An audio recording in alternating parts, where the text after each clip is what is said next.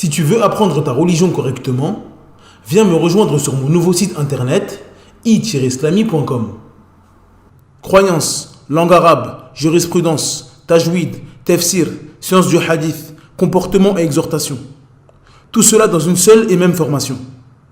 Tu pourras apprendre les bases de ta religion avec des vidéos simples et détaillées. Pour plus de détails, rendez-vous sur i-islami.com. Bonne vidéo.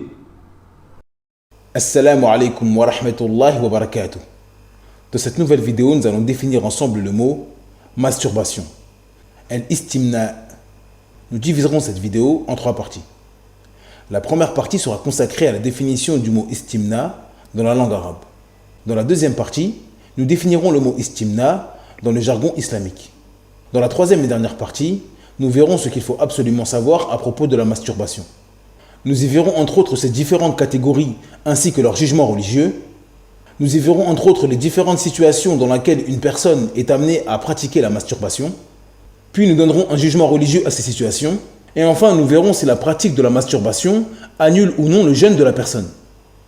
Sans perdre plus de temps, on passe à l'explication. Bismillah walhamdulillah wa salatu wa salamu ala rasulillah wa ala alihi wa ashabihi wa man wala. Amma ba'd. La définition du mot istimna dans la langue arabe. L'origine du mot istimna vient des 3 lettres mim, nun, ya, qui forment le verbe maniya, qui signifie encadrer et évaluer une chose dans le but de juger avec. Dans la langue arabe, le mot sperme se dit mani, car le sperme regroupe les caractéristiques d'une personne et jugera avec ces informations une fois qu'il sera dans l'ovule de la femme. Il déterminera alors la ressemblance, la couleur ou encore la taille de la personne. Quant au mot istimna, il signifie chercher à éjaculer. La définition dans le jargon islamique. Dans le jargon islamique, al-istimna est la volonté et la recherche de l'éjaculation, que cela soit par la main, le regard, la pensée ou autre. Ce qu'il faut savoir à propos de l'istimna. La masturbation concerne l'homme et la femme. Comme nous l'avons dit précédemment, la masturbation consiste à vouloir éjaculer par des moyens autres que le rapport sexuel. Cette définition induit parfois certaines personnes en erreur. Ils pensent que cela concerne uniquement l'homme. Mais ceci n'est pas correct. L'éjaculation concerne l'homme, mais également la femme. Salama radhiyallahu anha a dit, Sulaym a lâché le prophète et lui dit, Allah exalté soit-il, n'éprouve aucune gêne à dire la vérité. La femme doit-elle faire les grandes ablutions en cas de songe érotique? Si elle éjacule, répondit le prophète. Salama radhiyallahu anha se cacha alors le visage de honte et dit, est-ce que la femme éjacule? Oui, sinon, comment son enfant pourrait-il lui ressembler? Répliqua le prophète. L'imam Nawawi rahimahullah a dit concernant le liquide de la femme venant après son éjaculation, il possède 2 caractéristiques qui permettent de le reconnaître. Le premier est que son odeur a la même odeur que le sperme de l'homme.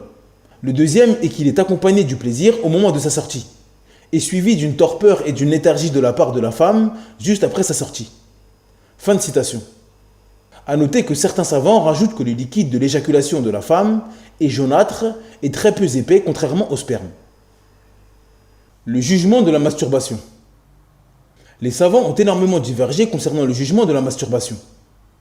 Comme nous l'avons dit précédemment, al-istimna consiste à chercher à éjaculer. Le jugement peut donc changer en fonction de la manière et de la situation. Il est donc important de connaître les différentes situations dans lesquelles une personne est amenée à pratiquer cela, afin de donner un jugement religieux à chacune de ces situations. Avant de répondre à cette question qui touche malheureusement beaucoup de musulmans, il est important d'avoir en tête une règle fondamentale dans notre religion. Saddu dhara'i'a. Fermer les portes afin d'éviter un mal. Cette règle fondamentale en islam consiste à fermer toutes les portes qui mènent à un mal. Comme nous l'avons dit dans la vidéo de la définition du mot charia, le lien est dans la barre de description, la législation est venue pour préserver 5 grands principes. Toute chose venant contredire ces grands principes est fermement interdite par l'islam. Mais ce n'est pas tout. Si une chose peut mener à cet interdit d'une manière ou d'une autre, elle est également interdite par la législation. Exemple, la législation est venue pour préserver le sang et la famille. C'est donc pour cela que l'islam réprimande sévèrement la fornication et l'adultère, car il s'agit d'un immense péché qui détruit des sociétés, des familles et rend la filiation impossible. Allah Azza wa Jal dit « Wa la taqrabu zina » Innahu kana fahishatan wa sa'a sabila. Dans la sourate 17, verset 32, d'après la traduction approximative, Allah Azza wa Jal dit « Et n'approchez point de la fornication. En vérité, c'est une turpitude. Et quel mauvais chemin. » L'imam Sa'di rahimahullah a dit à propos de ce verset « L'interdiction de s'approcher de quelque chose est plus fort que la simple interdiction de faire cette chose. Car cela implique également l'interdiction de l'ensemble des introductions pouvant mener à cette interdiction. » Fin de citation. Les portes pouvant mener au haram sont de 3 catégories. Une porte qui amène au haram de manière sûre et certaine. Si un acte ou une situation amène un haram de manière certaine ou quasi certaine, cet acte ou cette situation devient haram de manière absolue. Et cela même s'il n'y a pas un texte précis qui interdit cela. Exemple, il ne fait aucun doute que la mixité entre des hommes et des femmes amène à ce qui est haram, comme la fornication. Donc la mixité devient également haram. À noter que dans ce cas précis, on ne regarde pas le cas individuel, mais la généralité. Il ne fait aucun doute que de manière générale, le fait de mélanger des hommes et des femmes ouvre la porte à la fornication. La mixité est donc haram pour tout le monde, et même pour celui qui dit qu'il ne craint pas de tomber dans la fornication s'il est dans la mixité. Le jugement est basé sur le cas général et ce qui arrive le plus souvent, et il ne change pas en fonction des individus. Pour plus d'informations sur la mixité, je vous invite à regarder la vidéo qui est consacrée. Le lien est dans la barre de description. Une porte qui peut amener à un haram, mais dont la base n'est pas cela. Il s'agit d'un acte ou d'une situation tout à fait licite, mais qui peut dans certaines situations, ou selon certaines personnes, devenir haram. Exemple, la culture de raisins. Il n'y a aucune interdiction dans le fait de faire pousser des raisins. Cependant, la culture de raisins peut parfois amener à la fabrication de vin. Autre exemple, la vente de rasoirs. Il n'y a aucune interdiction dans le fait de vendre des rasoirs. Le musulman en a besoin pour se raser les cheveux, les aisselles ou encore le pubis. Cependant, la vente de rasoirs peut parfois amener au rasage de la barbe. Dans cette situation précise, cette porte n'est pas haram de manière absolue comme le premier cas. Cette porte deviendra haram uniquement si la personne sait que cela amènera à une interdiction. S'il ne voit aucun indice qui montre que cela amènera à un haram, alors il est permis pour lui de le faire. Exemple, je cultive le raisin et un supermarché vient me voir pour acheter des raisins afin d'en faire du vin. Il ne m'est pas permis dans cette situation précise de vendre mes raisins à ce supermarché, car je sais que cela amènera à un haram. Il en est de même pour le vendeur de rasoirs qui voit un homme rasé lui demander des rasoirs. Il n'est pas permis pour lui de vendre un rasoir à cette personne. Une porte que nous supposons amener à un haram. Il s'agit d'une situation ou d'un acte que nous pensons être une porte au haram. Cependant, nous n'en avons pas la certitude. Exemple, je cultive du raisin et un homme qui possède une fabrique de vin souhaite m'acheter du raisin. Cependant, je ne sais pas si cela est pour son usine ou pour son utilisation personnelle. Dans cette situation précise, les savants ont divergé sur ce qu'il faut faire. Cependant, l'avis qui semble être le plus juste et le plus sûr, et Allah Azza wa Jal est le plus savant, est qu'on applique la règle sadd dhara'i'a, et donc que nous fermons la porte à un interdit. C'est-à-dire que dans cette situation, il n'est pas permis pour nous de lui vendre du raisin, de peur que cela soit dans le but de faire un acte haram. Les savants ont divisé le jugement de la personne qui se masturbe en 4 situations. Celui qui fait cela sans aucun besoin. Il s'agit de celui qui pratique la masturbation par pur plaisir et désire d'assouvir son envie. Certains savants ont dit que cela est détestable, car il s'agit d'une pratique vile et qu'il ne convient pas aux musulmans de faire cela sans raison valable. D'autres savants ont interdit cela, et c'est l'avis qui semble être le plus juste, et Allah Azza wa Jal est le plus savant. Ils se sont argumentés de la parole d'Allah Azza wa Jal وَالَّذِينَ هُمْ لِفُرُوجِهِمْ حَافِظُونَ إِلَّا عَلَى أَزْوَاجِهِمْ أَوْ مَا مَلَكَتْ أَيْمَانُهُمْ فَإِنَّهُمْ غَيْرُ مَلُومِينَ فَمَنِ ابْتَغَى وَرَاءَ ذَلِكَ فَأُولَٰئِكَ هُمُ الْعَادُونَ. Dans la sourate 23 du verset 5 au verset 7, d'après la traduction approximative, Allah Azza wa Jal dit « Et ceux qui préservent leur sexe de tout rapport, si ce n'est qu'avec leurs épouses ou les esclaves qu'ils possèdent. Car là vraiment on ne peut les blâmer, alors que ceux qui cherchent au-delà de ces limites sont des transgresseurs. » Selon ces savants, celui qui utilise son sexe dans autre chose que ce qui a été cité dans le verset est un transgresseur. Et donc celui qui pratique la masturbation en fait partie. Ibn Abbas radhiyallahu anhuma a dit concernant la masturbation, il a eu un rapport sexuel avec sa propre personne. Fin de citation. Celui qui fait cela par peur de tomber dans la fornication. Il s'agit de celui qui fait cela, car il craint de tomber dans la fornication s'il ne le fait pas. Certains savants ont dit qu'il est permis pour lui de faire cela, afin qu'il ne tombe pas dans la fornication. Il s'agit donc pour eux d'un moindre mal. D'autres savants ont dit que cela était détestable, et donc qu'il doit s'éloigner de cette pratique. Ibn Abbas radhiyallahu anhuma a dit concernant la masturbation, le mariage avec l'esclave est meilleur que cela, et elle est meilleure que la fornication. D'autres savants voient que cela est interdit, même si la personne fait cela par peur de tomber dans la fornication. Et c'est l'avis qui semble être le plus juste, et Allah Azza wa Jal est le plus savant. D'après Aïcha radhiyallahu anha, le prophète sallallahu alayhi wa sallam a dit, le mariage est ma sunna, et celui qui ne pratique pas ma sunna ne fait pas partie de moi. Mariez-vous. Je serai certes fier que vous soyez la communauté la plus nombreuse parmi les autres communautés le jour du jugement. Celui qui en a les moyens, qu'il se marie, et celui qui ne trouve pas de quoi se marier, qu'il jeûne, car le jeûne sera pour lui une protection. Ce noble hadith nous indique que le musulman doit se marier s'il en a la capacité, afin de se préserver. S'il n'en a pas la capacité, il doit jeûner, car le jeûne sera un bouclier pour lui. Les savants qui ont interdit la masturbation pour celui qui a peur de tomber dans la fornication ont dit que le prophète sallallahu alayhi wa sallam ne nous a pas indiqué la masturbation comme moyen de se préserver de la fornication. Il n'est donc pas correct de dire que la masturbation est un bouclier contre la fornication. De plus, comme nous l'avons dit précédemment, toute chose pouvant mener à un interdit devient interdite. Il ne fait aucun doute que de nos jours, la pratique de la masturbation n'est pas un rempart contre la fornication. Au contraire, elle favorise la fornication et donne encore plus envie à celui qui la pratique de tomber dans la fornication. Il est obligatoire pour le musulman, avant de donner un jugement dans la religion d'Allah Azza wa Jal, de prendre en considération tous les éléments et de ne pas négliger l'époque dans laquelle il vit. Se baser sur la parole des imams de la communauté est certes une bonne chose, et c'est ce qu'il faut faire sans l'ombre d'un doute.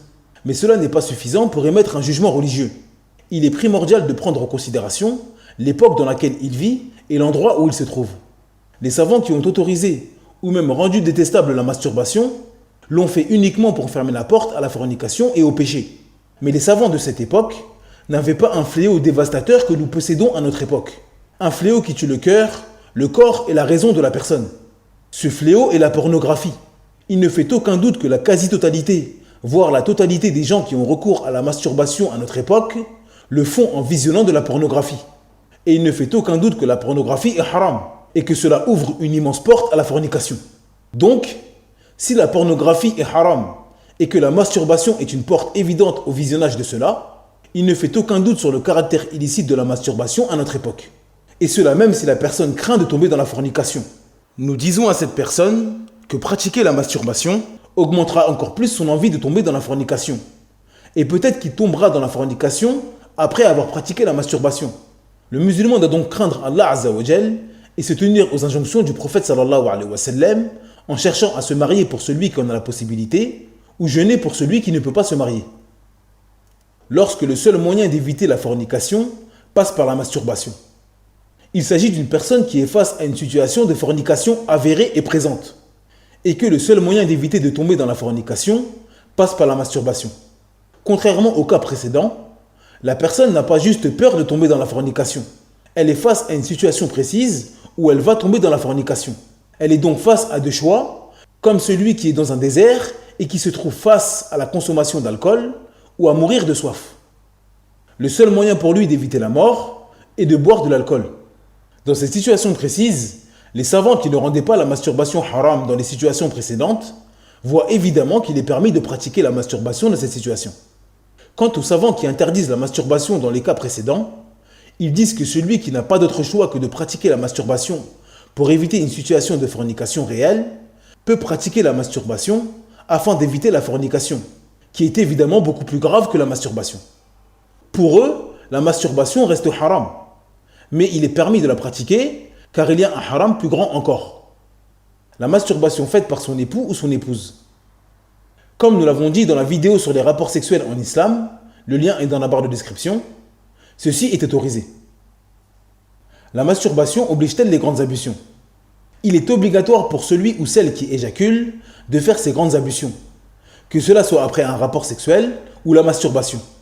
D'après Abu Sa'id al-Khudri radhiyallahu anhu, le prophète sallallahu alayhi wa sallam a dit « L'eau, c'est-à-dire l'éjaculation, implique l'eau, c'est-à-dire les grandes ablutions. » Est-ce que la masturbation annule le jeûne? Avant de répondre à cette question, il faut tout d'abord faire la différence entre ce qui est haram ou non et ce qui annule une adoration. Comme nous l'avons dit précédemment, l'origine de la masturbation est l'interdiction. Cependant, dire qu'une chose est interdite n'implique pas qu'elle annule une adoration. Tous les savants de l'islam sont d'accord pour dire que l'usure est interdite en islam. Mais personne ne dit que celui qui pratique l'usure durant une journée de jeûne a annulé son jeûne, malgré le fait que l'usure soit interdite. Le caractère illicite d'une œuvre est une chose, mais prétendre que cette œuvre annule une adoration en est une autre. Celui qui affirme qu'un acte est haram doit ramener une preuve, et celui qui affirme que cet acte haram annule une adoration doit ramener une autre preuve. Car prouver qu'une chose est haram ne prouve en rien qu'elle annule telle ou telle adoration. Certains savants ont dit que la masturbation annule le jeûne de la personne. D'après Abu Hurairah radhiyallahu anhu, le prophète sallallahu alayhi wa sallam a dit « Allah le Très-Haut a dit « Le jeûne est pour moi et je récompense pour cela. L'homme abandonne sa passion, sa nourriture et sa boisson juste pour moi. Le jeûne est tel un bouclier et celui qui jeûne rencontre deux joies. Une joie quand il rompt le jeûne et une joie quand il rencontre son Seigneur. Et certes, l'haleine de celui qui jeûne est plus agréable pour Allah que l'odeur du musc. » Selon ces savants, l'éjaculation volontaire annule le jeûne au même titre que le rapport sexuel. Ils ont également dit que dans ce hadith, Allah Azza wa Jal dit que le jeûneur est celui qui retient sa passion pour Allah Azza wa Jal. Et celui qui s'est masturbé ne s'est pas retenu pour Allah et a donc annulé son jeûne. D'autres savants disent que la masturbation n'annule pas le jeûne. Selon eux, il n'y a aucune preuve claire pour affirmer que la masturbation annule le jeûne. Et c'est l'avis qui semble être le plus correct, et Allah Azza wa Jal est le plus savant. Et cela pour plusieurs raisons. Celui qui prétend qu'un acte ou une chose annule une adoration doit venir avec une preuve claire. Les savants qui prétendent que la masturbation annule le jeûne affirment que l'éjaculation annule le jeûne.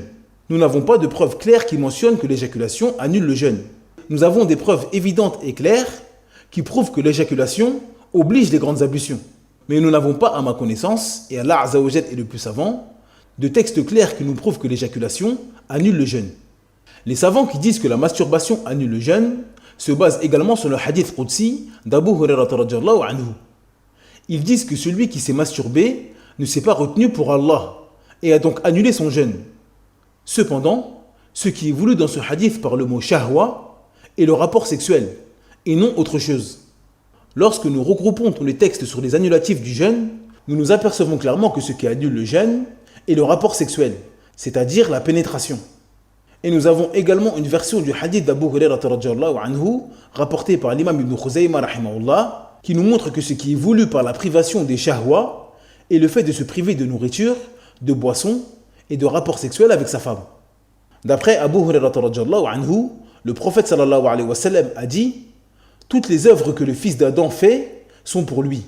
Une bonne action de sa part est multipliée par 10, voire 700 fois plus. Allah a dit « Sauf le jeûne.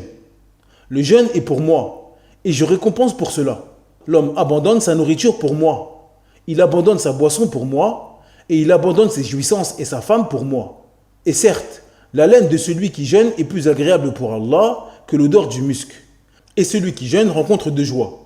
Une joie quand il rompt le jeûne, et une joie quand il rencontre son Seigneur. » Enfin, les savants qui disent que la masturbation annule le jeûne font une analogie avec le rapport sexuel. Ils prennent tous les textes qui prouvent que le rapport sexuel annule le jeûne pour dire que la masturbation prend la même sentence.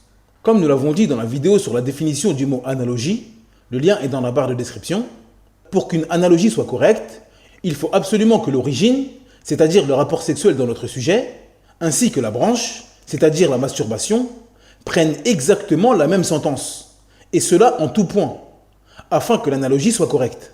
Cependant, tous les savants sont d'accord pour dire que celui qui se masturbe durant une journée de Ramadan doit juste rattraper le jour dans lequel il s'est masturbé et ne doit pas jeûner 2 mois d'affilée ou nourrir 60 pauvres, comme celui qui a eu un rapport sexuel durant la journée. Ils font donc la différence dans cette situation précise entre la masturbation et le rapport sexuel. Et il n'est pas correct de faire des différences dans le jugement entre l'origine et la branche. Soit ils disent que la masturbation est comme le rapport sexuel, et donc celui qui pratique la masturbation durant la journée de Ramadan a annulé son jeûne et doit faire une expiation en jeûnant 60 jours ou en donnant à manger à 60 pauvres. Le simple fait de faire la différence dans l'expiation entre la masturbation et le rapport sexuel montre bien qu'il s'agit de deux choses bien distinctes. Le rapport sexuel est la pénétration du sexe de l'homme dans le sexe de la femme, tandis que la masturbation consiste à vouloir éjaculer par un autre moyen que le rapport sexuel. En résumé, nous disons que la masturbation en islam, au même titre que l'usure, les insultes ou le mensonge, est haram. Il est donc obligatoire pour le musulman de s'éloigner de cela durant le jeûne ou en dehors du jeûne. Cependant, pour annuler l'œuvre d'un musulman, nous avons besoin d'une preuve claire et correcte. Et il n'y a pas, à ma connaissance, et Allah Azza wa Jal est le plus savant, de preuves claires qui nous indiquent que l'éjaculation annule le jeûne. Et l'analogie de la masturbation avec le rapport sexuel n'est pas correcte. Il ne convient donc pas d'annuler une adoration, car une pratique nous dégoûte, ou dans le but d'éloigner les gens de celle-ci. Nous ne disons pas qu'il faut annuler le jeûne de la personne afin que les gens s'en éloignent. Car dans ce cas, nous allons devoir annuler le jeûne de la personne qui tombe dans l'usure, le mensonge ou encore la médisance. Mais nous avons besoin d'une preuve claire pour faire cela. Et à ma connaissance, il n'y en a pas. Et Allah Azza wa Jal est le plus savant. Cette vidéo est maintenant terminée. Merci de l'avoir visionnée jusqu'à la fin. Je vous invite à vous rendre sur le site i-islami.com afin de télécharger gratuitement le PDF de cette explication. N'oubliez pas de vous abonner à la chaîne et d'activer la cloche de notification afin de faire grandir la chaîne et ne rater aucune vidéo. En attendant, je vous dis Assalamu alaikum wa rahmatullahi wa barakatuh. Subhanaka Allahumma wa bihamdik. Ashhadu an la ilaha illa ant. Astaghfiruka wa atubu ilayk.